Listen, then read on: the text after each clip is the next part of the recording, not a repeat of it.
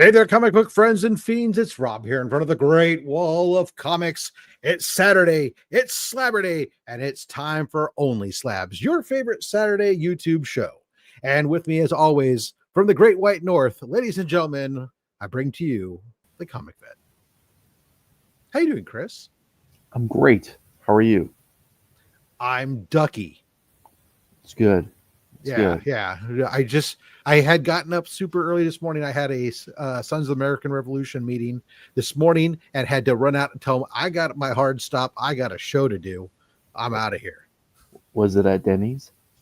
No, it was at a local. It was at a local mom and pop diner. Okay, which was cool. Okay, yeah. So I know you're fond of Denny's. I am, thanks to AARP. Anyways, ladies and gentlemen, we have a guest as always, but not just one. We bring you a dynamic duo, a century in comics. Danny and Ken, welcome to the show. Thank you for joining us. Hey guys. Yeah, looking forward to this. Excellent. We whittled through our technical difficulties early on. We're ready to rock and roll. But before we do, before we introduce and get to know Danny and Ken and their collections, YouTube law decrees that thou shall play Romperoo.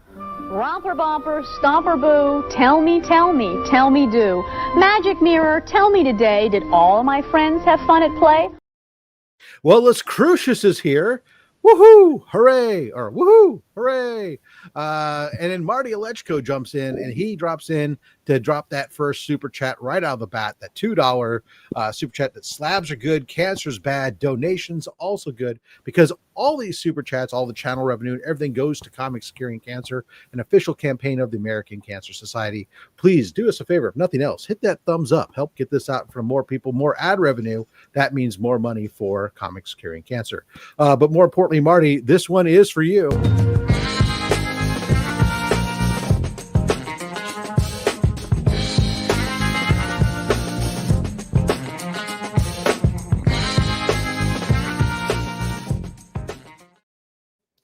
All right, and happy Slabber Day from Robert Monroe Jr. We got the Adventurous Joe says, double the slabs, double the trouble, and toil in. It's not even Halloween yet. Happy Slabber Day and happy Batman Day. I'm Batman. That is true. It is Batman Day. I will have to try to find time to get to. Well, that's true. Sometimes it's always Batman Day. Let's see, the ultimate 1%er. Vogs jumps in and says, hello everyone, it's Slabber Day. Justin Birch Letters takes a break from lettering your next favorite comic there, Chris, to say, Hi everyone. Hello. 1085 Perez through the mail. Hi everyone. Well bored dropping that 23-month member chat to say Batman Day. Timothy PJR, hello all. And then the great Dr. Von Hoot's Comics from the Spiral Dimension from across the pond drops that £5 super chat to say, it's Slabber Day, no school today, so what you gonna do? Deep cut for the UK Kids TV reference there. Well, thank you so much for that. And this one is for you, DVH.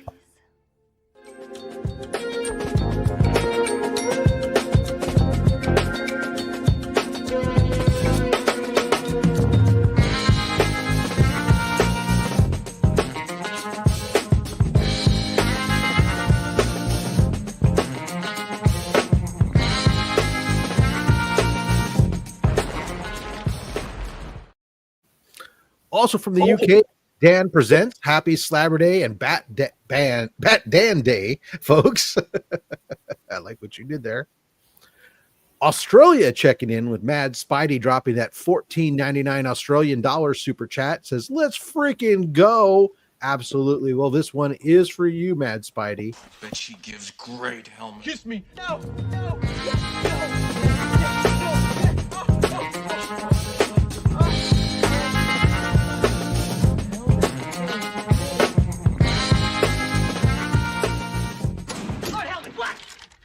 On the bridge, sir. Knock on my door. Knock next time. Wayne Deacon over in the UK says 2 more weeks to before having no job. So Slabber Days to cheer me up, looking at the slabs and having a laugh and a smile. Well, we hope we can bring a little bright spot and hope you to a speedy new Vocation. a new job. Yeah, I vocation. Thank you. Whatever. I was Phil Alien. Hello on this Saturday Slabber Day of fun. Thank you so much. Stephen C. 32 months a member of the channel supporting Comics Curing Cancer. Happy Slabber Day, Henchman and Goon Squad. In case you guys don't know, the Henchman and Goon Squad, those are our channel member levels available for people to join and support us on a monthly basis, helping with all that revenue also going to Comics Curing Cancer. Jay knows the way. Banger, big, huge supporter every week. Jay, we really appreciate you with that $25 super chat. Boys, let's get you the big one because you deserve it, sir. Oh.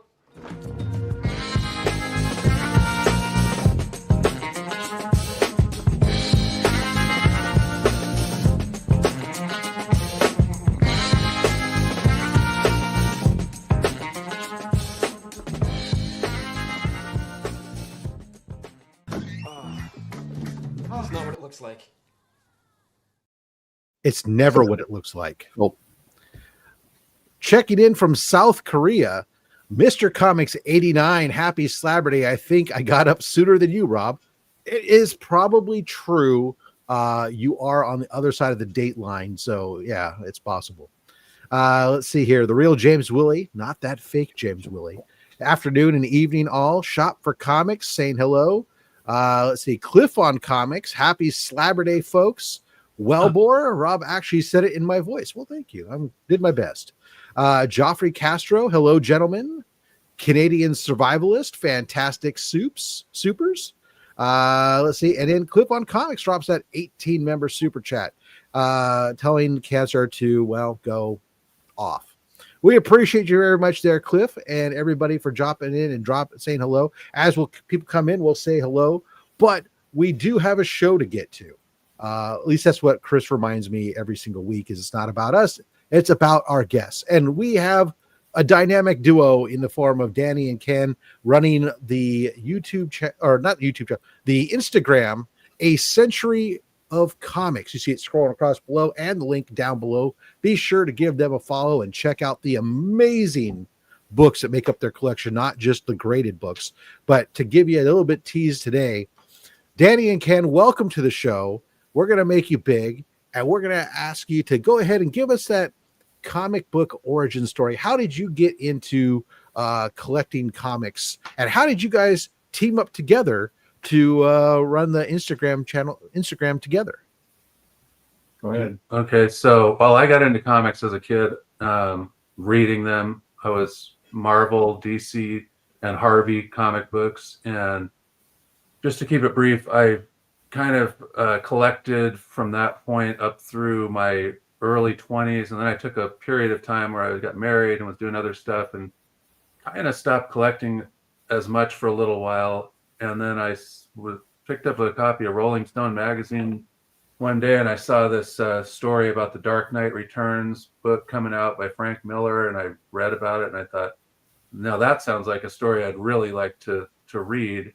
So I got that when it came out, and I just loved that comic book series. This 4-part story kind of started me getting back into it a little bit, and then I was just kind of briefly into it for a while, and I ended up getting divorced, and then I was still buying like the Comic Buyer's Guide and stuff, looking at ads in there and things, and I just remember sitting down one time in my apartment and going, I'd like to really check out some of these older books. This was pre-internet, and I just ordered a couple of high-grade Flash and Tales to Astonish from an ad. Mm-hmm. I didn't even know what the covers were going to look like or anything. They just said near mint.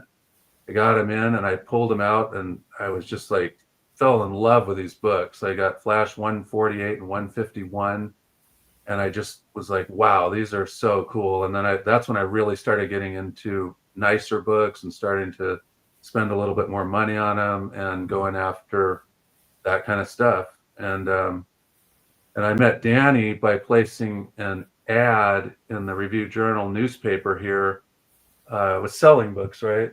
You were trying to buy books, I think. I was either buying or selling, but he responded to the ad, came out to the house, and he brought a couple of books that from his collection, and we just hit it off really well, and we became friends, and we've known each other ever since. Awesome. So, by the way, that's Ken. I'm Danny. So I'm a couple years older than Ken, and I started reading comics very early on in life. I remember reading Silver Age, 12-cent cover price comics. Mhm. I started collecting comics in 1973. I was 11 years old. There was a store, a local department store that had a used bookstore inside of it, and it was called the Book Nook. And I went in there, and the lady was selling like old 12-cent comics for like 50 cents or $1. And I started buying some of those books. I remember buying a copy of the DC 100-page Super Spectacular, brand new off the racks. Yeah. And that was a Superboy issue. What I loved is on the back cover, it showed like the original issues that the reprints came from. And I read a Legion of Superheroes story called The Super Moby Dick of Space from Adventure Comics 332. And I was hooked right then. Like, I fell in love with the Legion of Superheroes and all things related to the Superman family of comics. So I started collecting a lot of DCs. I predominantly collected DCs when I was young. Eventually, I discovered Marvel and started reading like Avengers and Spider-Man. And unlike Ken, I never took a break from comics. I've been collecting actively since I was a little kid. I still have some of the books that I bought originally back in the mid-70s.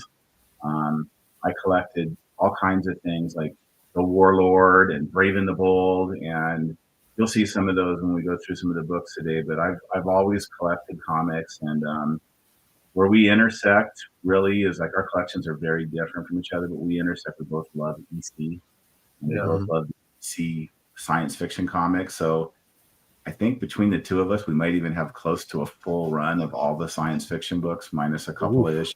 Like, we both love those things, but other than that, our collections diverge greatly. And we called our channel on Instagram A Century Comics because we've been collecting for about 100 years collectively. Yeah, combined, so how we came up with that.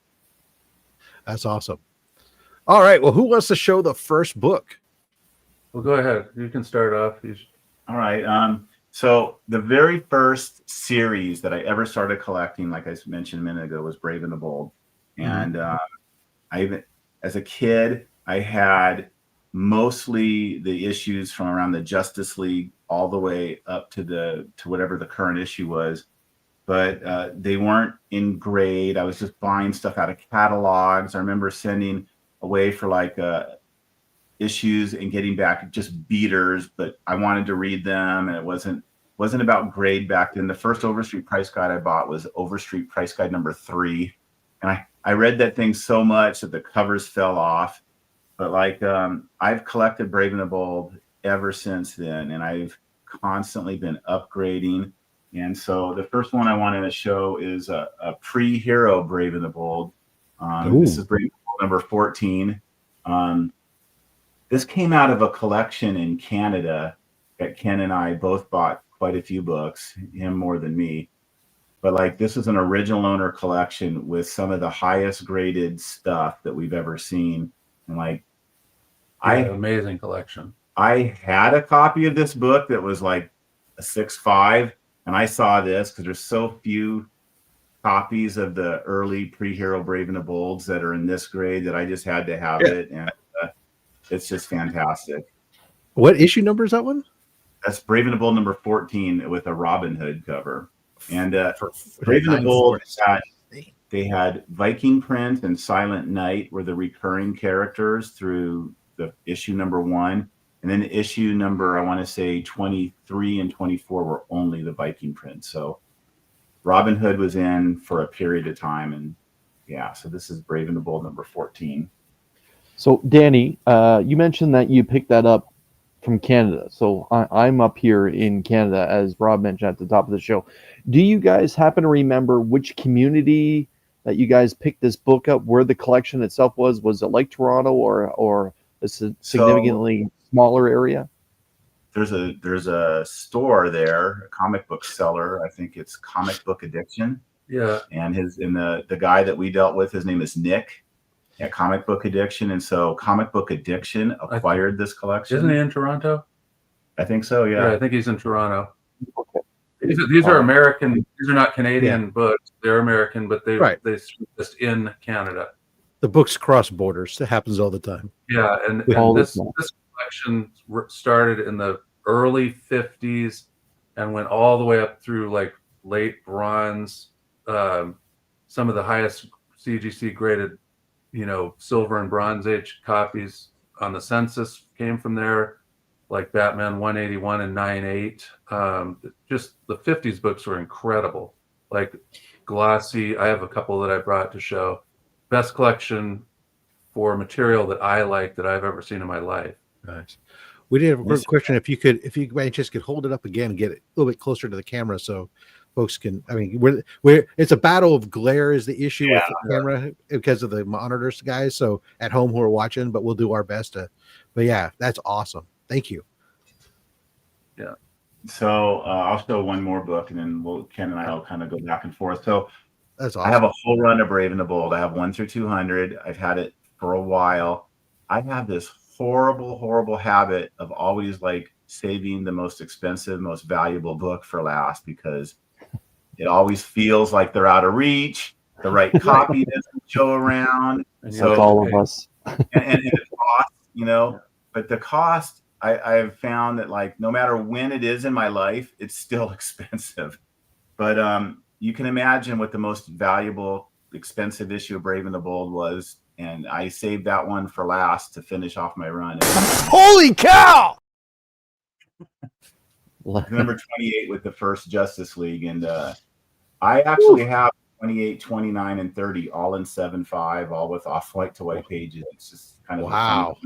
But this was a really nice copy, and I got it a couple years ago. And this is what finished the run for me.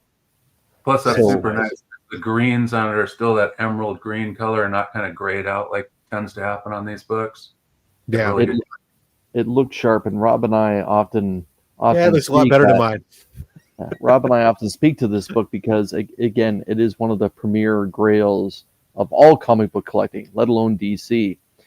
But again, everyone, if you're watching, if you're a Snapper Carr fan, I have bad news about the cost of his first appearance. It's big bucks. It's really an odd book because I don't know, if you guys have read this or not. They don't talk about the origin of the Justice League. They don't talk about how they got together. It's like they've been together already and they just have this first adventure. And it's really not till Justice League number 9, which is like a couple of years later, that they actually discuss their origin. I find the whole thing to be kind of bizarre personally. Yeah, no, I've read it, and that's the best part about some of these reprints that they've been doing recently is getting the chance to go back and read some of these older books without having to handle the older books necessarily. And some of them they just kind of all of a sudden it happens, and you're just like, what? Yeah, well. Yeah. Yeah, sure. So my collecting focus is not really on runs of any particular title. It's more of cover for me, cover art. Mm-hmm. I have a pretty broad range of what I collect. A lot of 50s stuff ranging from pre-code horror to romance to sci-fi. And but I also go up through silver and bronze, like on some of those. I like the bronze horror a lot, the Wrights and Adams, House of Mystery, House of Secrets, those things. So I brought a few examples from several of those genres. So I'll just start with some romance stuff. Mm-hmm. I had not been into this type of genre or knew anything about it until a mutual friend of ours reached out to us and, invited us to his house in San Diego. And his whole entire focus for 90% was romance. And he had an incredible collection ranging from 1950s and 40s books all the way to bronze, and just between like the artwork on a lot of these covers of Coletta and Baker and L.B. Cole, I just fell in love with a lot of these types of books. So I started collecting them. So I brought this book I purchased from that friend of ours. This is an early 60s book. This is Falling in Love 53. Nice presenting copy, nice Romita cover. I just like the again, it's about cover art for me, so I like the nice way they There we go. portray, Beautiful. That's perfect. portray her as in a purple tone palette in the dark. I mean, the whole thing is really a beautiful book in my opinion. So Nice. and this is either like census highest or maybe second. So these books from this time period are tough to get. So 8.5 is like a really nice grade for that. Oh yeah. Our mutual friend that he's referring to, actually, he's a CGC board member. He goes by the handle of Dr. Love. And I remember when we first met him, he knew everything there is to know about romance. He knew exactly how many romance comics have ever been published. It was somewhere in the 6,000 range. Yeah. And I think he was deep into the 4,000 or so of those that he had collected. It was the most amazing thing I'd ever seen in one spot of a personal collection because of the amount of effort that it took for him to chase down some of these books. Yeah. So here's another, this is a nice 1954 Love Romance is 40. It's got a really great Coletta cover. I'm going to let him show that because I can't get the right angle on it. Coletta did a lot of great artwork on these Atlas Romance books. That is he and Baker were probably the two most, and Al Hartley is another guy. Those three artists I like a lot, but Coletta, I thought this was a really great cover. And I just picked this up fairly recently. I actually got this in Las Vegas from Rob, who has a store here, Red Hood Comics, and he got this in, and I bought it the second I saw it. So pretty cool cover. I'll show one more. Be sure to talk about that one. Yeah. There's definitely been I've noticed that a uptick in the number of posts and interest in romance comics as of late. And so it's like nobody was there, so some people started going, realized that there were some great artists who did some amazing covers during then, and people slowly started going that way. Still wait for them to figure out that there's a lot of good Western books out there. But, yeah. Well, and a lot of the best romance books, in my opinion, are the Bronze Age. Like they had some really good DC Bronze books. But here's an L.B. Cole book, True to Life Romances. I love L.B. Cole covers. I have a lot of. I've got a lot of romance books by him, a lot of horror, a lot of sci-fi. I started collecting L.B. Cole cover books when Baker started getting so expensive. I had a few Baker books, and it was getting hot, and I jumped over to L.B. Cole because I like his artwork at least as much. It's a little different style, but now his books have also gotten very expensive as well. But I love this cover right here. I think this is the second highest graded copy of that, but did a lot of great romance books. awesome. So a couple that are really from the core of what I specialize on collecting, which is Silver Age Superman titles. I mentioned already that like one of the things I fell in love with right away as a kid was a Legion of Superheroes. So I have collected every single appearance of the Legion of Superheroes. Pay attention, Cliff. I've collected we have a member who loves Legion of Superheroes. So I've collected not only just like their run in Adventure Comics. I've got like every cameo appearance of a Legionnaire and all of their different various series up through somewhere in probably the 90s. And I fell off at that point, but like I have every adventure. And so, of course, staying true to my theme, this was the last Legion book that I needed. And about 6 years ago, I was being really picky about this. Like, I'm not super like, it doesn't have to be like, 9 O's, but I like Ken and I like the same qualities in books. We like nice page quality. We prefer off-white to white or white when we can.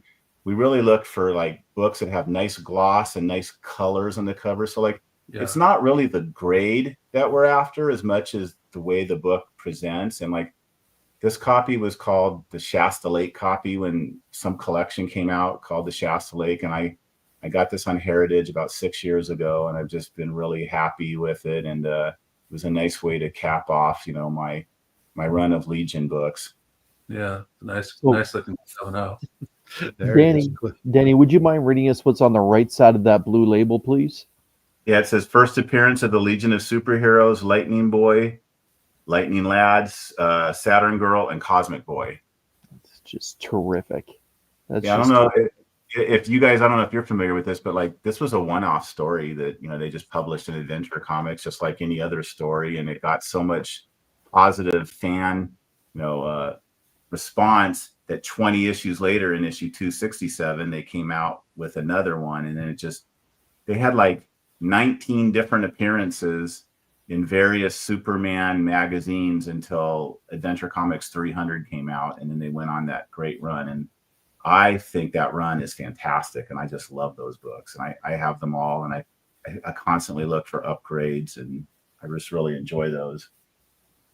So along the same lines about collecting, Superman related stuff is, of course, I want all the big keys, and I'm missing two. I'm going to be right honest right now. My two most wants on my want list are an Adventure 210 with the first Crypto. I don't have that, and I don't have the first Brainiac in Action 242.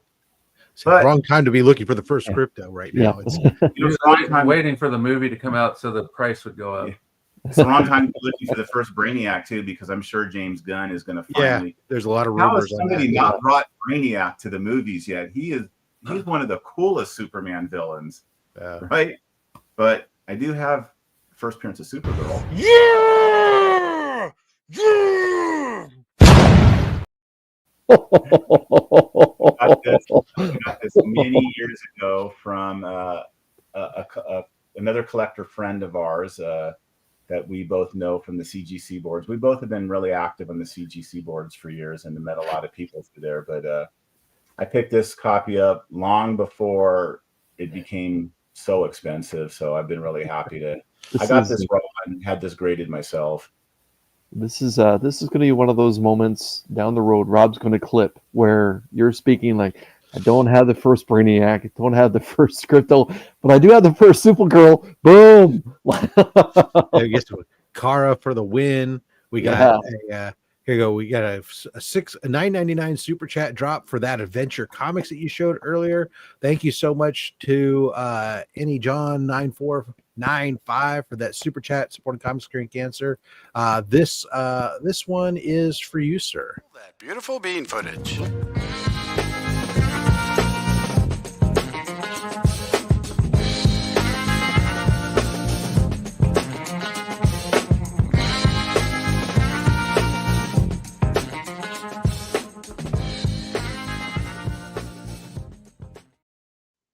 Then we got the $5 super chat from Papa Wheelie, who says T-minus 4 hours, 6 minutes till WrestlePalooza.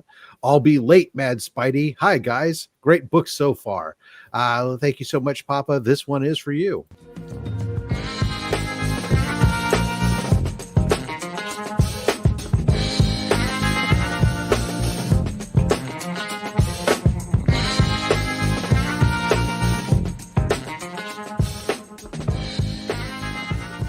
I'm very conflicted about how I'm supposed to feel watching this. We get Kara for the win. 8.6. Oh my God, are you kidding? Jeebus. Boom. First Supergirl Metallo. Love for Kara. Excellent. All right, I'm going to show one more from my Superman collection. And I could sit here probably up a whole episode of showing Superman books for you. And nobody would complain. That's the funny part. So I've collected in its complete run Superboy, Jimmy Olsen, and Lois Lane. And I really like what I like about those series is they start with number one, right? Like I'm not going to try to collect Action or Superman from the first issue. So I pretty much just focus on the Silver Age stuff.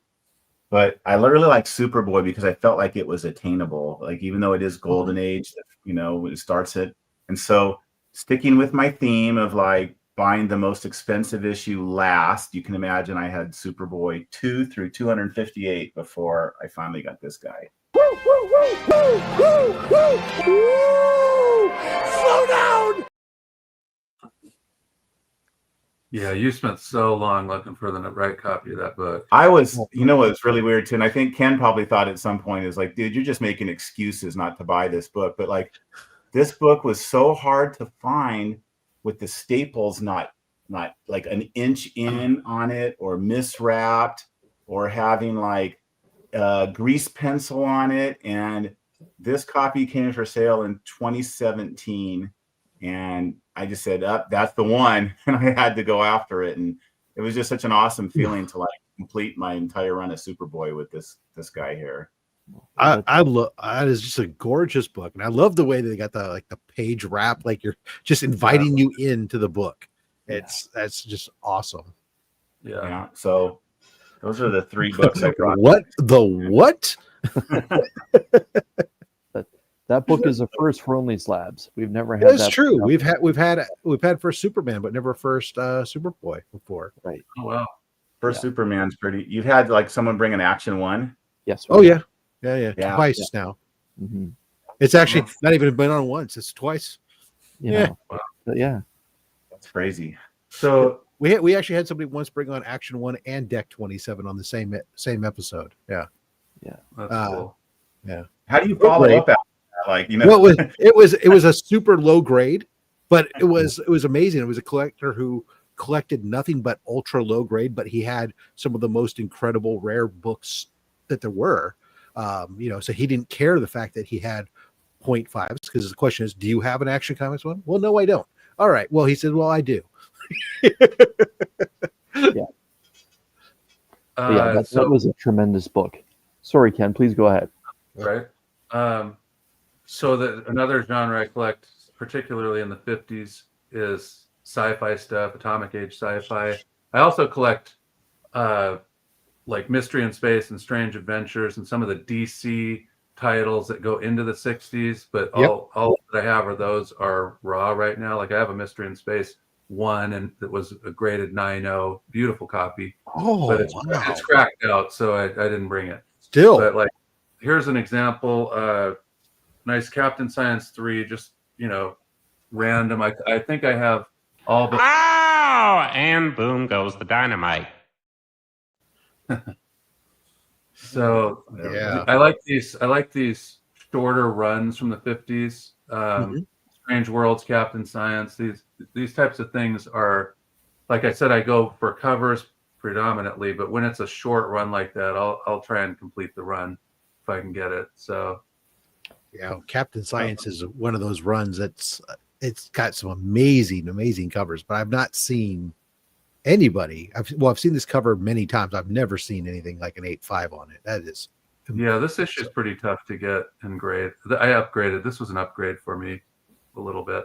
I didn't pick this up too long ago. beautiful. This book is out of that collection from Canada that we were talking about. It's a really hard book to get. Out of This World 1. This book is just incredible. Charlton in an 8.5. Yeah. Just so when this showed up, it was a no-brainer that I was going to buy this. I spent a lot of money on sci-fi and pre-code horror out of that Canada collection. There were really no romance in that collection. Unfortunately, if there had been Atlas romance in there, that there would have been books that are impossible to get in grade, but none of that. So this looks pretty good. What was the year of release for that issue? What is the what? Year. What was the year of release for that issue? Oh, this is 1956. Okay. So yeah, pretty tough time period overall. I love those classic rocket ships. Those are just that is sci-fi, right? That's just what. Yeah, if it's got a rocket ship or a dinosaur on the cover or something like that, I'm gonna buy it. Robot rocket ship, damsel in distress. Give me some bubble helmets, and every once in a while, just for good measure, why don't you throw in an alien? Yeah, an arched woman in a red dress never hurts either. With no shoes on. So we have some really different collecting styles. Like I collect runs and complete sets. Ken does not. Ken's a cover collector. And so when I get a series that I like, it doesn't matter. I'm just going after, either a deep run of it or a whole set. And so I collect some really eclectic stuff. And I'm a huge fan of DC stuff. So some years ago, I decided that completing Superboy and Brave and the Bold wasn't hard enough. I'm going to go after a complete run of Sugar and Spike. And so, and not only that, I want them in high grade. So here's one of my Sugar and Spikes. This is number 22. It's from the Canada collection. And you just never see these above BG. Look, And these were literally books that kids were reading and passing around. Yeah. look how great that green is still to today. It's That is sick. just incredible. I would love nothing more than to crack this out and put it in a Mylar because I just think it would just be much better looking. But some of these books cost so much, and you don't really want to do that. You always people think I'm crazy for cracking the books I crack out all the time. So, And I'll show another one of my little eclectic. So I am a big fan of that. The Christmas classic, Rudolph the Red-Nosed Reindeer from the 1960s. Oh, of course. With the stop animation puppets and stuff. Mm-hmm. Loved it as a kid, watched it with my kids. And about 30 years ago, I decided to collect the run of DC Comics. And it's a really interesting series because it only came out once a year. Around October, they would put it out. And it was an annual. The first one came out in 1950. The last one came out in 1962. And the last one was an 80-page giant, which is really a scarce issue. But I was able to put the whole run together pretty easy in low grade. But then I started chipping away at trying to find high grade copies. And oh my God, that is crazy hard. So I got this from a mutual friend of ours. This is Rudolph the Red-Nosed Reindeer #1 from 1950. Oh my. It's by far the highest graded on the census, and it's a pedigree. It's from the Lost Valley pedigree, and I've never seen anything even close to it before. Jeez. The yellows, the reds, the everything on that thing is just. Yeah, this is from 1950. I've only missing about. I have these issues, but I only need to upgrade 2 or 3 more to have like all of them show the back cover in upper grades. Oh, awesome! And you get the Rudolph pinup. Yeah. Oh yeah. So, That is really horrific. These books have no ads. No ads that's at worth all. some bucks. All they have are puzzle pages in them. Wow, I didn't know that. So finding some, the first thing I do when I find a raw copy is I go look through and see where the puzzle's filled out or not.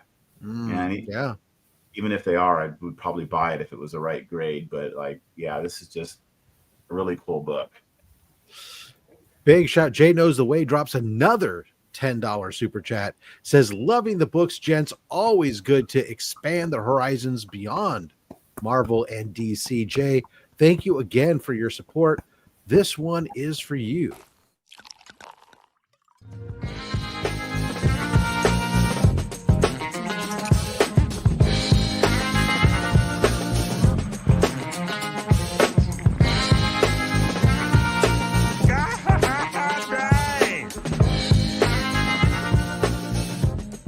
That's the first time I ever asked for anything I really wanted. All right. We can do a couple more books and we'll pause for our first our intermission. How's that? Sounds good. Okay, so going into horror, I not only collect 50 horror, but I was chatting with you a little bit before, saying that I started buying some Charlton horror because the prices are a lot more affordable, and some of the artwork by artists like Tom Sutton just have some cool covers. This kind of crosses over the horror sci-fi looking stuff. Let's try to get that real up in there. This one is a pretty recent pickup. I got this from a guy in England who found an original owner collection that had these super high grade Charltons in it, and I probably bought about 20 of these things from him. And this issue is very tough to get in grade. This is a hard book to get. A 9.8 Charlton, I don't even think they didn't know they came off the press that high of a grade. Those things were notoriously bad at holding grades.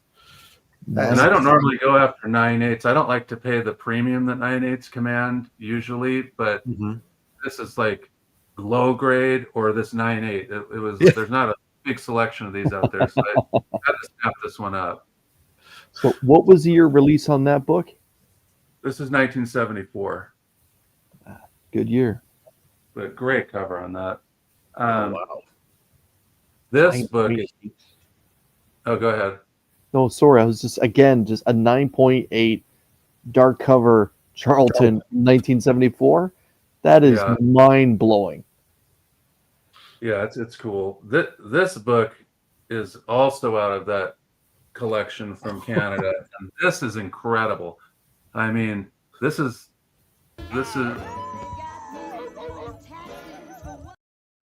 that's exactly what I did when I got it. Classic cover, white pages. I mean, the back cover has a tiny chip that keeps this grade down, and the pages are so white that you can almost not distinguish them from the cover when you're seeing the little chip. The pages are that white on it, and the colors and everything are incredible on this book. So I was very fortunate to get this out of the collection because he had a lot of people wanting these pre-code horror books. Like the competition started to get really fierce. So that's a book that I know there's a lot of that cover is just so incredible that I can't even imagine. Yeah, this is a classic cover, and probably one of the top 2 or 3 books that I got out of that collection. Who's the artist on that one? Is that Wolverton? Basil Wolverton did the cover on that one. Oh, jeez, pretty cool. One more. Sure. I think So this, I do have a few pulps. I haven't dabbled in pulps too much, but Heritage had a nice pulp collection come up a while back, and I picked up a few of these. This is a Matt Fox cover, really unusual style of artwork.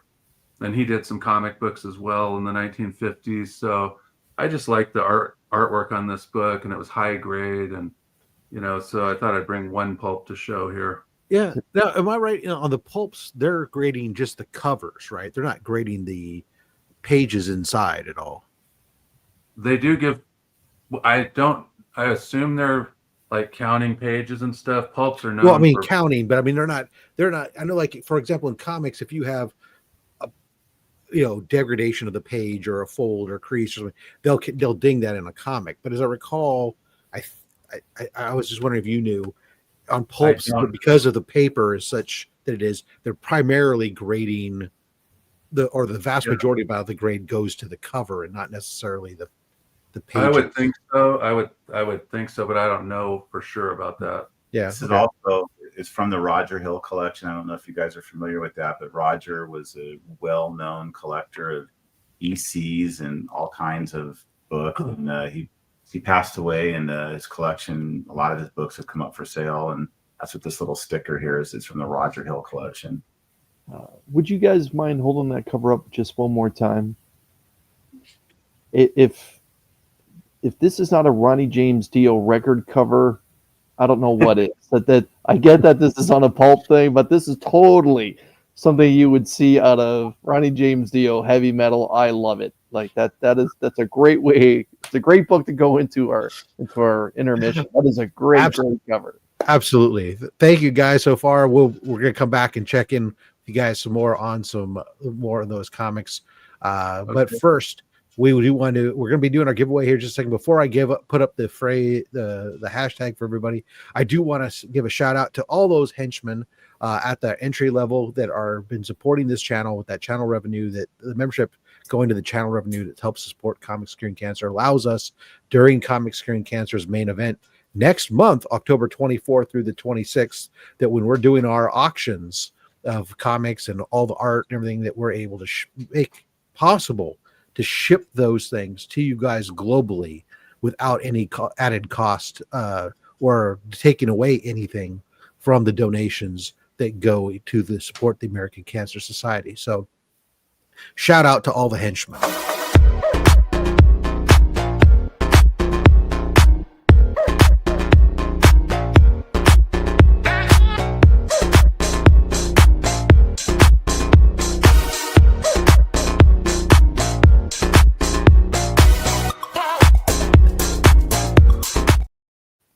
All right. And with that, ladies and gentlemen, I love with a U comics. Go ahead and enter that hashtag in there. And in just a moment, we will be doing our spinning that to see who get random capture. And we'll be pulling 7 books from the greatest weekly giveaway box on YouTube. And then we'll get those out to some lucky winner. If we do, of course, ship those books globally as well. So feel free to participate, enter early, enter often. It only counts once, but hey, why not? Gentlemen, is there anything coming up that you're doing aside from this show or anything that you'd like to promote or talk about? I don't know. Like we go to a lot of comic book shows, but we don't set up at too many. We set up at Terry O'Neill's show in February, but we're hoping to get some followers on our Instagram page and have more people look at the books that we're showing, because we like to show off books from our collection. And we're also going to start working on selling more books on that page, and rather than just showing them. So I mean, we just like doing this, and Awesome. it's fun to show books from the collection, let other people see them. Absolutely. You guys, again, that link, you can click down the link down below to go right to their Instagram page and give them a follow, as well as I'll let it scroll some more across the bottom. Follow _century_of_comics over on Instagram. Yeah. And Awesome. we're always buying comics for our collection and stuff as well. So if anybody out there has like books in this like wheelhouse that we're showing today, for those of you guys got the stuff that they're showing, don't call them up with your modern variant. Yeah. I don't think we have an issue with any era of comics. I think the two of us have just settled in on mostly buying 1980s and earlier books. We don't really get too involved in the modern comics anymore. But like I like Dave Stevens, so I have a lot of Dave Stevens books, and those are pretty modern. So it's not like I only buy older stuff too. Every once in a while, there's a few that come out and you just go, that have that classic style or something, and you just like, yeah, I like that. Yeah. Well, I bought a few Adam Hughes Catwoman covers that I like. So what did I do? I went out and bought the whole run. So. As one does. That's why they number them. So that way we feel obligated to own them all, right? Yeah. It's a disease, though. This whole collecting complete thing, it's a disease. Exactly. I'm glad I know. I originally I tried to complete a flash run from like 105 to 170 was my cutoff, and I had a lot of them from. I never had a 105, but I had like from 108 to 160 almost complete with a few scattered issues. And since then I've just sold. I decided to go more after like covers I like, and the only two I kept were like the 148 and 151 that got me nostalgically back into collecting comics. So I still have those two books. Awesome. Hey Chris, what's coming up for you over on the Comic Vet channel? I'm going to that comic book addiction place. I'm going to raid everything they got, because these guys did a great job picking out those books from the GTA. But in all seriousness, I just dropped my new Comic Book Day haul, talking about the books that I'm looking forward to reading. Also, you can catch me Wednesday at 7 p.m. Eastern Standard Time for Show Us What You Got, new Comic Book Day hangout, where it's an open invitation for anyone and everyone to join the panel. Thank you, Rob.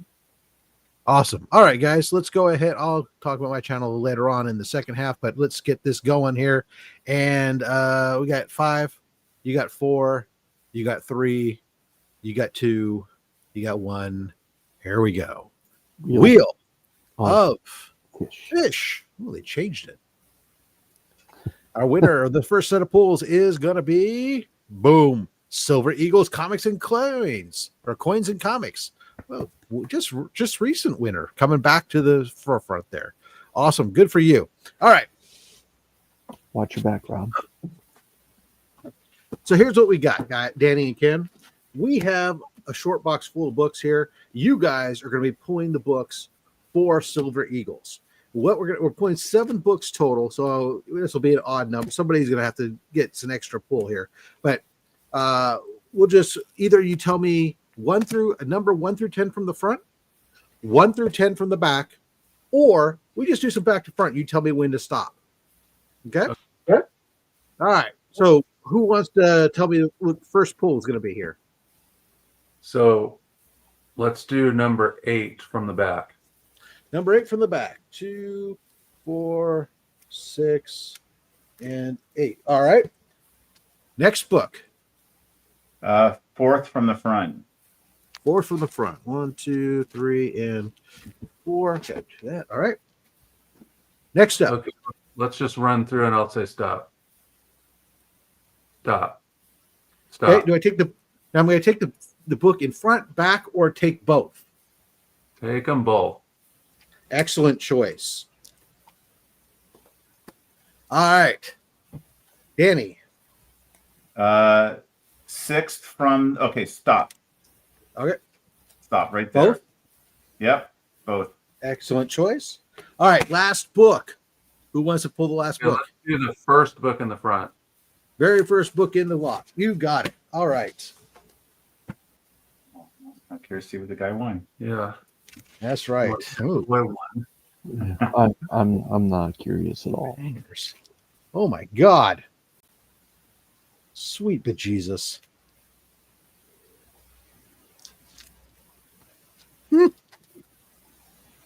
All right. As I put these into a various order here. All right. Here we go. Silver Eagles. Congratulations. First off, we got Amazing Spider-Man 45. This is the 1 in 25 incentive variant. That's a cool cover. Yeah. Very nice. We've got Captain America 360. This is the first full appearance of Marvel fan base. Oh, first full appearance, I'm sorry, of Crossbones. If you follow the Marvel fan base and go collect. If you now pay attention to Key Collector, they're going to tell you it's the second cameo of Crossbones. Either way, super early appearance of Crossbones. We've got Akira, issue 2. Very nice. Glad to see an Akira title in there, Rob. I'm impressed. Yeah. Absolute banger of a book, ladies and gentlemen. The last of Stan Lee's creations, Ravage 2099, number 1. I've never seen that. One of Rob's favorite characters. I have so many 2099 books. It's not even funny. That was my gateway drug into comics late in life. We've got Batman. What issue? This is Batman issue 269. So nice earlier Batman book. Woman in red dress. Look at that. Chris, how much do you hate me? I'm not very fond of you, that's for sure. All right. Well, these next 2 books. Captain America 105.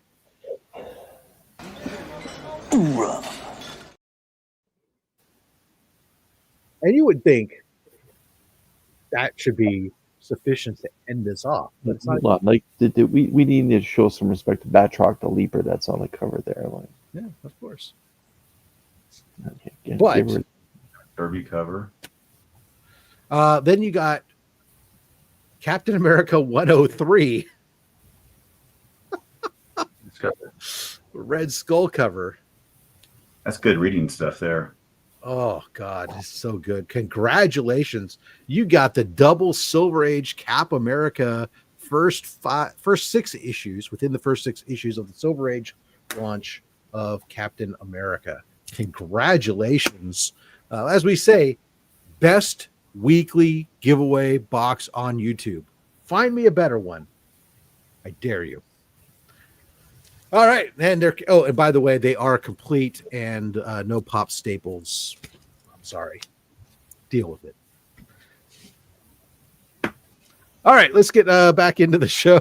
All right, go ahead. Let's pop you guys back into position of power. Danny and Ken, let's kick off this second half. Let's go, baby. Okay, so I'm gonna stick with DC for a second here, but with a twist. So I love all these little short run DC books that came out in the mid 70s, Kong the Untamed, Claw the Unconquered. I like all those books. Well, one of my favorites was Tor by Joe Kubert. And I could sit here and just tell you, talk about Joe Kubert.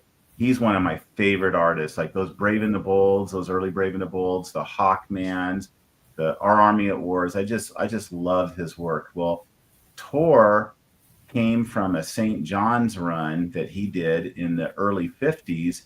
And then in the 70s, he revived that character with DC.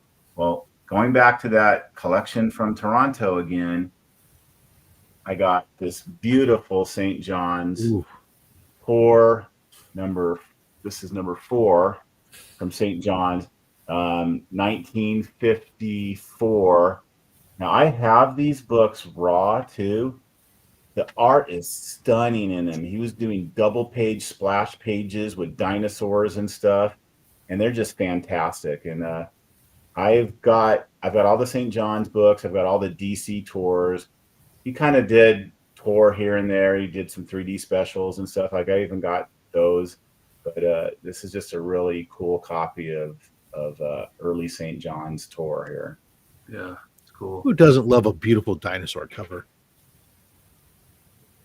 And I only brought one romance book. I'm not a big romance collector like Ken, but and I love the Baker stuff. If I had an unlimited amount of money and I just wanted to buy all the things I liked, I'd probably buy every Baker comic too.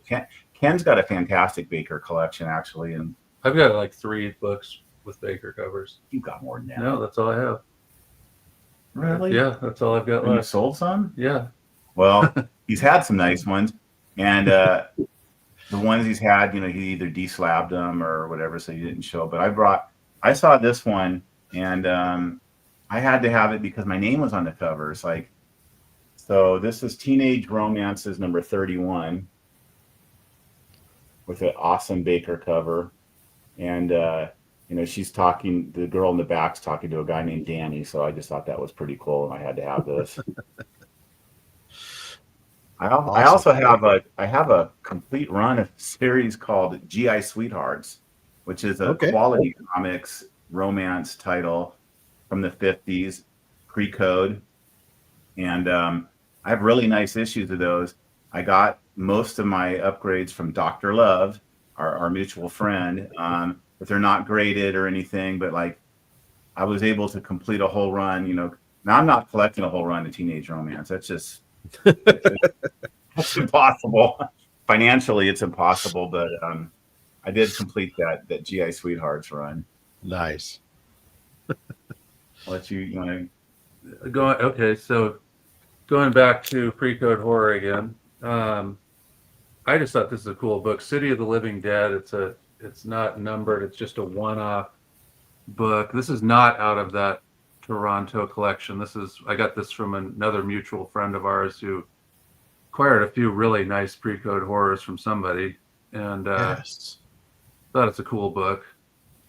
It's got the attributes I like: nice color, nice page quality, tough to find and grade.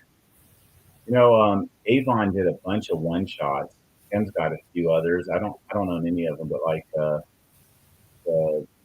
Venus, what was it? The Earthman on Venus. Earthman on Venus. Yeah. Robot Men of the Lost Planet. Yeah.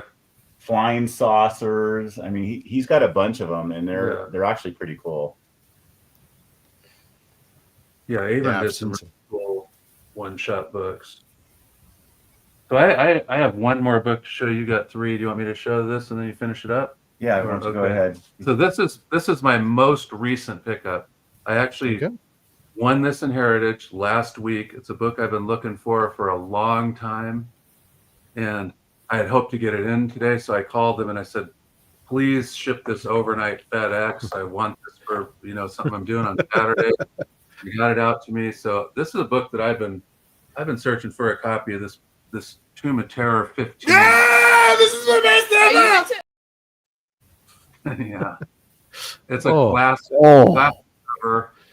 And Danny talked about we go for eye appeal on books, and we go for attributes that we really like. So this book has file copies that are higher graded than this. It's there's Harvey file copies that are 859092. I like this book because the colors are incredible on it. It has white pages, which is rare for this book. Most of the file copies are creamed off-white or off-white at best. And it just looks phenomenal for the grade. It's a really, really nice copy. And the price point was better than trying to get this in, 9.2 or better. There was obviously competition for this because even this in 7.0, I ended up paying as much as an 8.5 sold for in Comic Link just a few weeks ago. So I think other people out there like the same qualities that this book has that I liked on it. So that's my most recent pickup. Ken, before you put that down, again, this is an iconic cover. Let's be honest. Would you mind reading us what's on the right side of that blue label so that everyone has an idea? This classic cover. Yeah. Designated as a classic cover by CGC. I still want Black Cat 50, which is similar in nature to this, with like an acid in the face type of cover. I don't own Radium. that. Radium, yeah. That's another one that I'm looking for. And if something comes up in this kind of presentation and quality, I'll go after that. Yeah, no, that is a wonderful book, and I appreciate you reaching out to them and having them expedite that for this show. Holy cow, thank you. I wanted to get that in.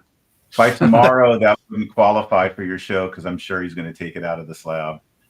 Probably gonna crack that out. Wow. You know what? You know what, Rob? Like he the way he puts his books and his Mylars and stuff, he uses the really nice Mylar, and they just look so awesome. I mean, they look better than you do in the slab. When you start your only Roz show, I'll come back with some other. There's a couple of friends of ours of the channel, including Mad Spidey down there, who's often cracking slabs that have threatened to fill in shows to come up with the non-Lee slabs. So my next book is I've got 3 more books here pulled up. But Mylar makes all the books look prettier. Yeah.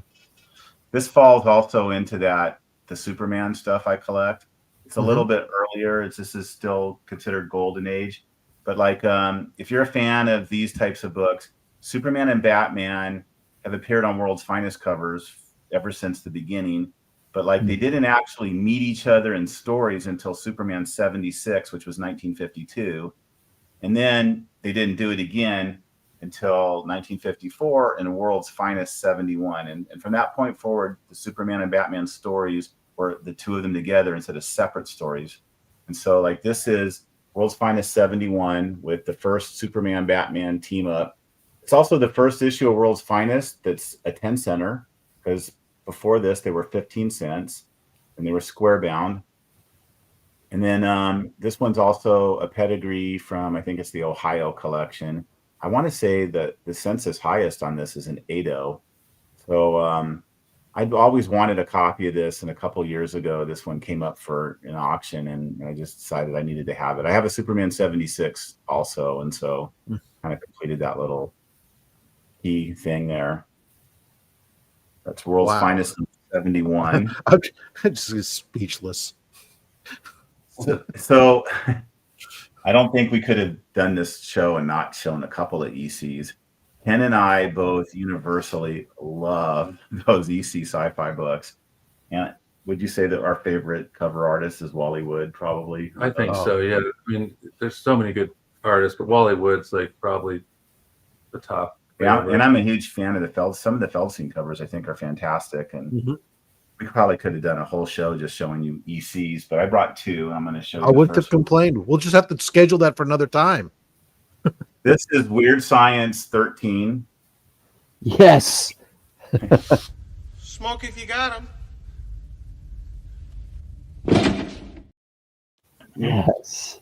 This is a games file copy. Only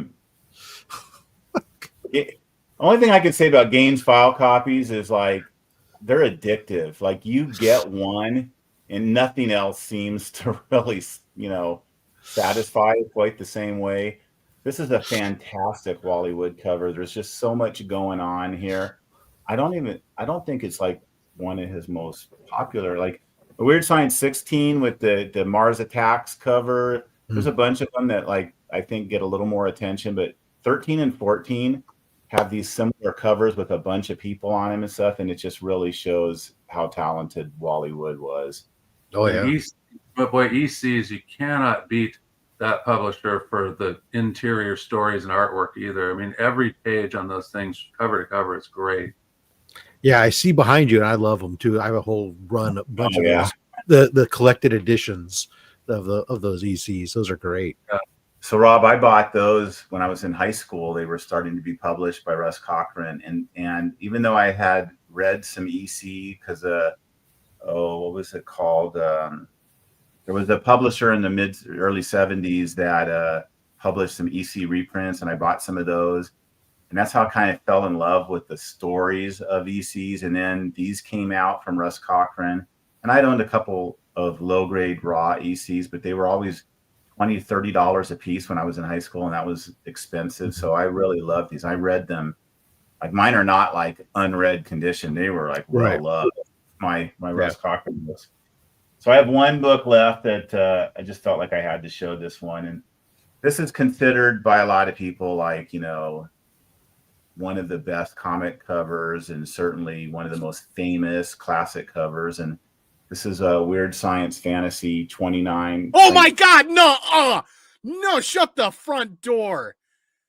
No way. Seriously? Shut the front door. Shut the front door. No way.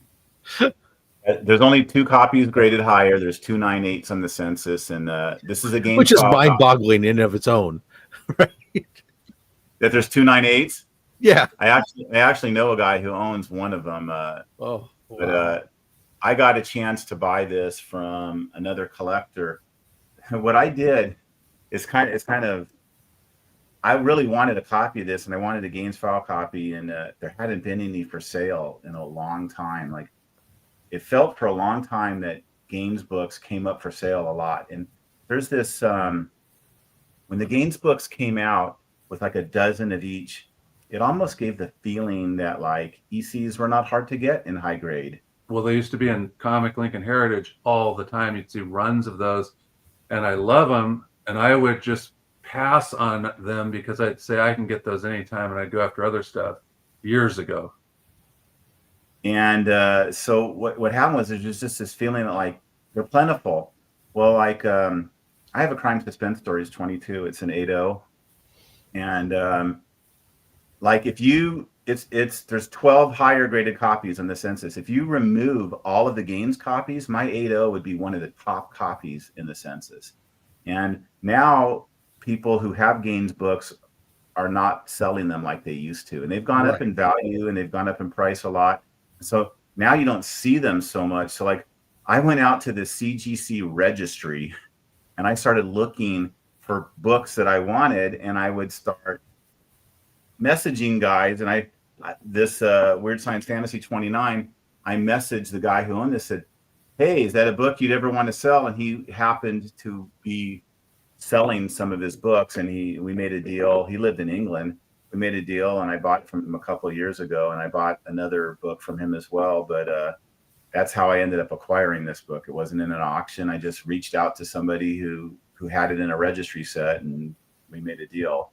And the interesting thing, if some of your audience doesn't know, is that Frank Frazetta did covers of famous funnies from 209 through 216, and this Weird Science Fantasy 29 was supposed to be issue 217, but I guess they thought the cover was a little too violent, so that artwork went over to EC and became Weird Science Fantasy 29, but it's the same style, Buck Rogers, same style of artwork, same artist, Frank Frazetta, Famous Funnies 209 through 216. I have that entire set in nice shape. It's a great little run of books for the covers. The interiors are nothing, but the covers are great. So what Frazetta had to do, I don't know if you're familiar with this story, but Frazetta had to take the Buck Rogers helmet off for Bill Gaines for this. And so they did a paste over type thing where they took his helmet off and he did the hair. And so I want to say I've seen the original art for this. It exists, and I think Jim Halperin owns it from Heritage. And I want to say that they took the paste up off, but Frazetta did when he got Frazetta had some kind of deal with Gaines where Gaines wanted to own all of his original art, but Frazetta wouldn't sell it to him. So Frazetta took a lower commission to maintain the original art. So instead of getting like $60 for it, he got only like 50 or something, as the story goes. And then I think when he got it back, he took that paste up off. So if you ever see the original art to this, it's got the Buck Rogers helmet on it. Sorry. Yeah. Awesome. Holy cow. That is a great way to wrap us up there. That's phenomenal. We do have to recognize Papa dropped another $5 super chat referencing Weird Science, and Kelly LeBrock. Phenomenal. Thank you so much, Papa. This one, I gotta remember where we were at. Oh, we did that one, that one. Oh yeah, we're back around the beginning. This one's for you, Papa.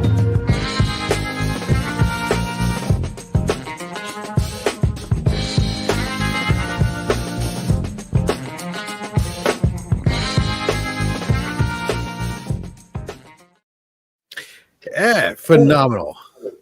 Woo! That was a show, guys. I love it. That was some awesome books. Appreciate you very much coming on. Don't run off. We're going to be doing another giveaway here in just a second. I do, though, want to say now, acknowledge all those Goon Squad members who are supporting us at that top level here every single month. Dale of Suspense, DJ Links, Dr. Von Hoots Comics from the Spiral Dimension, Legion of Comics, Stephen C., Justin Birch Letters, The Comic Vet, Austin LeMay, Mad Spidey, Collecting with Durs, Chuck Hensey, Lone Eagle, Comiverse, Deadman, Anachronic Comics, Colossus Collector, Team Ohana, still only 35 cents, Cliff on Comics, Bearded Comic Bro, Never Could Figure It Out, Daymares, The Adventurous Joe, Valen Rook, Jay Knows the Way, Ronnie Johnston, Comics on the Edge, Omnibo, 1063 Comics, Silver Eagles, Sal's Comics Corner, and the Kingdom of Nerds. Thank you guys all so much. I can find this to turn it off. We appreciate you guys. Big shout out again. Comics Curing Cancer coming up October 24th through the 26th. If you have items, comic books, collectibles, original art that you're interested in or willing to donate for our auctions to raise money for Comics Curing Cancer to help us reach our goal of $55,000. Reach on out to us at Comics Curing Cancer on Instagram or on Facebook, or you can reach out directly to me, and we'll get you the information. Send that in. We're hoping to have everything in by October 11th, so just a few more weeks.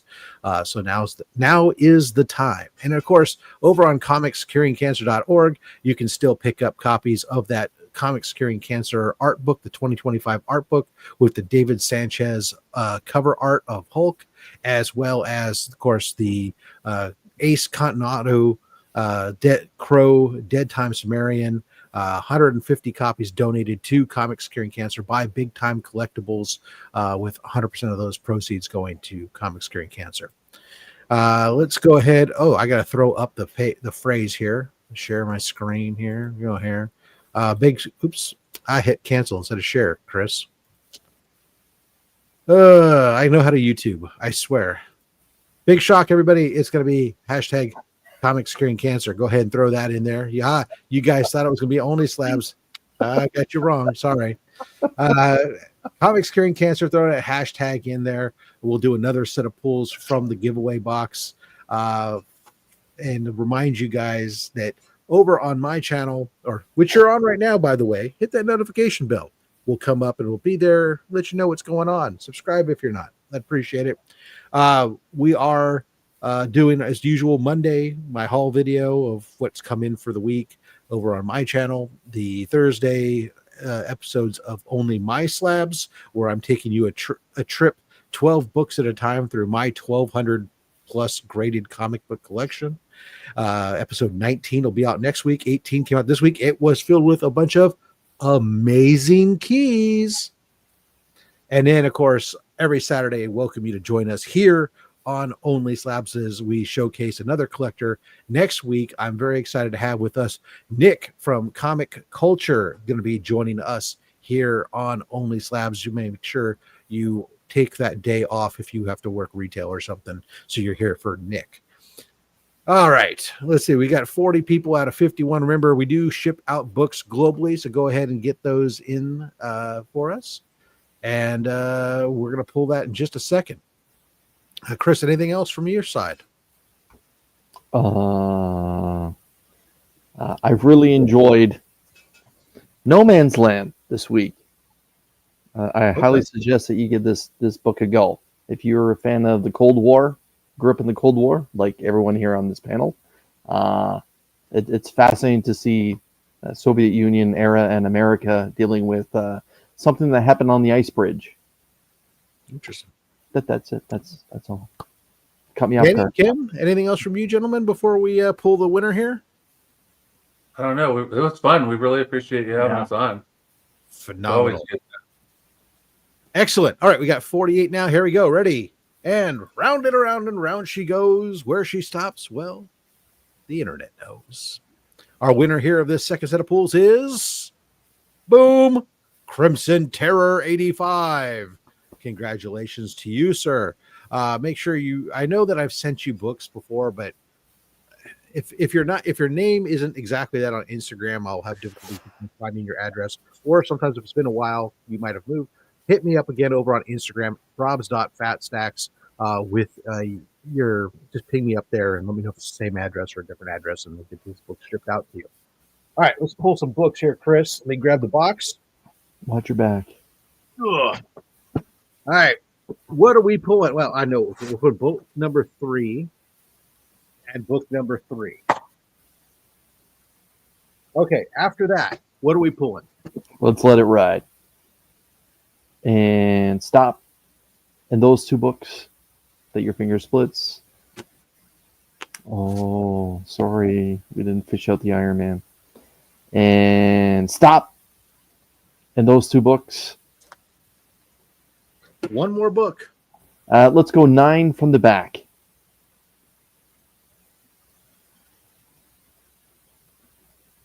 I will never change it up. Never.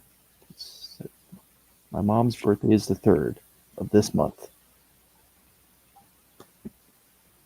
This isn't a good book, but number 8 was incredible. Well, I mean, not to say that it was a Hulk book. I know I like to use puns a lot when doing this, but in this case, it wasn't. Oh. Wow. Okay. We're doing some damage this week. All right. To my soul, or all of the above? Yeah. I'm gonna have to go get some more big keys. All right. Or more big books for this. Here we are. Start off first. Harley Quinn, the Rub and Smell Spectacular, still in the poly bag and loaded with that. What the hell were they thinking smell? In case you're interested. Amanda Connor. It's an annual. Okay. It's a new 52 annual, but it was a special Rub and Smell. It was really not good as far as smells go. Not to be confused with a certain other Rub and whatever. Yeah, smell. It's some Mark Spears Monsters, Vampirella cover, number 6, issue 6. Very, very nice. We've got Detective Comics, issue 600. I can remember the day that came out. Yeah, me too. An absolute banger of a book. We have not seen this book in a long time. Ladies and gentlemen, X-Force 1. Yes. Danny and Ken, I have a ton of these that we trickle into the box. There's always one of these available in the box. We just haven't pulled one in a long time. Congratulations, X-Force 1. Infinity Crisis, issue 3, first appearance of Jaime Reyes, who of course becomes Blue Beetle. I'm not sure which one of these is better, so it doesn't really matter. We'll just do them by age. This is Ghost Rider issue 1, first appearance of Danny Ketch. Sorry. Great cover. It was a good time for comics right there. And then we have some 12-cent goodness in Submariner issue 10, the origin of the Serpent Crown and first appearance of Carthon. Woo! So there you go. Congratulations. We'll get some. We gave away some Silver Age books today here. That's always fun. I will say there is probably more Silver Age books in this box than ever before. I've been going crazy finding books to put in there to seed this box, and you guys are the winners. All right, let's see here. We've done that. We've said hello to everybody. We ran through there. We've wrapped it. It's time to wrap up that show, I suppose. We don't honestly. Oh, I will tell you guys one last thing, because I know a lot of you guys watch this show on a regular, consistent basis, and I've heard some of you guys talking about with Comics Curing Cancer coming up. Yes, OnlySlabs will be doing a show during Comics Curing Cancer. We're lucky enough. Doc is going to be joining us for the Man Cave Comics. He'll be joining us again on that episode. For those of you guys who've been excited about the slab pull, we're not doing it this year. I'm sorry. If you've been looking forward to the slab pull, it's not going to happen. But here's what is going to happen for us. We are going to have we have a copy of the first Black Panther slabbed. Yeah, I think I want to say it's a 5.5. It's going to be available. $25 entry. The donation will get you an entry. For every $25 you donate, it'll get you an entry. And if we get to a certain level, we'll throw in a first Black Cat. And if we get to another certain level of donations, we'll throw in a first Black Lightning. So we're going to have several different key slabs that'll stack up there that we're going to spin wheel, and those that donate during the show will have their opportunity to win some really big books. Instead of me seeding 40 slabs of $30 to $50 slabs, you guys get a chance at some really amazing books. So that's what we're going to do different this year over on OnlySlabs. So I hope that you'll still come on out, show some support, and somebody can walk away with a beautiful first appearance of the Black Panther and Fantastic 452. All right. That's going to do it for this show, guys. Thank you guys all for coming up. As always, we'll be back again next Saturday. Same slab time, same slab channel. Be sure you click what you want. Don't listen to anybody, especially me. I'm just a fat man with a fat stack of comics and a fat opinion. Thanks for watching.